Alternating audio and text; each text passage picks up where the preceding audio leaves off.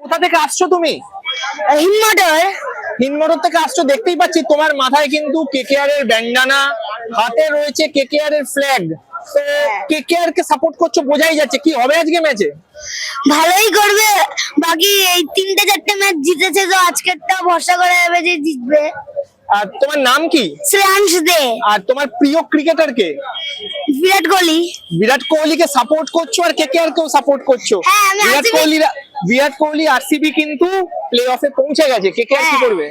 KKR কেও এখন কষ্ট করতে হবে। কোন ক্লাসে পড়ো তুমি? 4।